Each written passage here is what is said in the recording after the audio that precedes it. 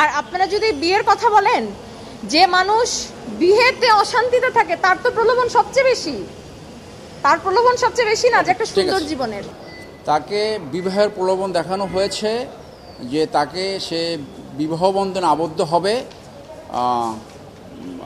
সেইটা ছিল প্রলোভন।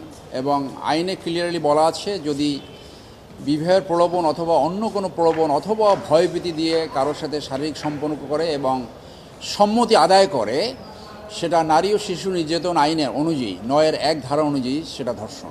এবং আমি সবচেয়ে আমি যখন প্রেগন্যান্ট আমি তাকে জানাই, তখন আমি লন্ডনে চলে যাই, এমএসসি এবং পিএইচডির জন্য চলে যাই। আমি অসুস্থ হয়ে যাই, গর্ভকালীন কিছু জটিলতা থাকে, আপনারা সেটা জানেন। Then I told him that যে আমি ব্যাক করব, আমি চলে আসবো তোমার কাছে। ও বললো কাম ব্যাক, তুমি চলে আসো। তারপরে সে বলে যে আসো তুমি। তো আমি আসার পথে ভয়াবহ অসুস্থ হয়ে যাই এবং বাধ্য হই গর্ভপাত করতে।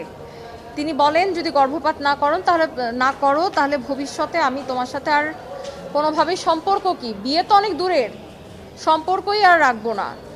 এবং এই ভয়ভীতি দেখায় উনি বহুবার আমার সাথে এই কাজটা করেছেন, বহুবার করেছেন। এবং আমি মনে হয় ফার্স্ট ওম্যান যিনি তার এগেনস্টে দাঁড়ানোর সাহস করতে পেরেছি।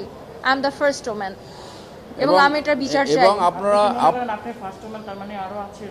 অবশ্যই আছে, কারণ দেখেন আমি চাকরি হারিয়েছি, দুটো চাকরি হারিয়েছি। আমি একজন চিকিৎসক, আমি একজন যথেষ্ট পরিমাণে, আমি বলবো খুব বিগ সেলিব্রিটি না হলেও আমি একজন যথেষ্ট নোন একজন সংবাদ উপস্থাপিকা, ঠিক আছে?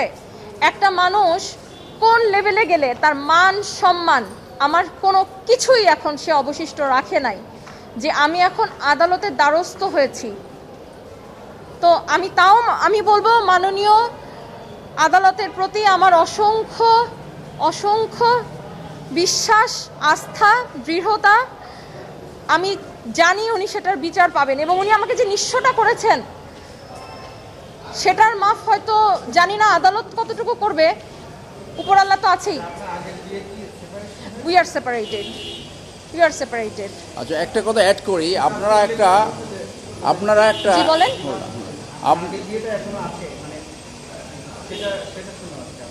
আচ্ছা, একটা কথা দেখেন, আপনারা একটা টেলিকনভারসেশন সম্ভবত দেখেছেন ইউটিউবে, যেখানে আমরা শুনেছি এই ভদ্রলোক বলেছে তুমি 55 নম্বর আইটেম। এইটা যদি আপনারা ব্যাখ্যা করেন তাহলে পাবেন যে এটাই বোধহয় তার ওয়ে অফ লাইফ। সেইটাই আমি আদালতে বলেছি, যারা পাবলিক পজিশনে থাকে তাদের প্রতি অনেক ধরনের এরকম ঘটনা ঘটতে পারে, কিন্তু তাদের উপর নিয়ন্ত্রণ দরকার। একটি সংবাদ সংস্থা, একটা টেলিভিশন সেন্টারে এইটা যদি সত্য হয়ে থাকে, এগুলো রাষ্ট্র কখনো গ্রহণ করতে পারে না।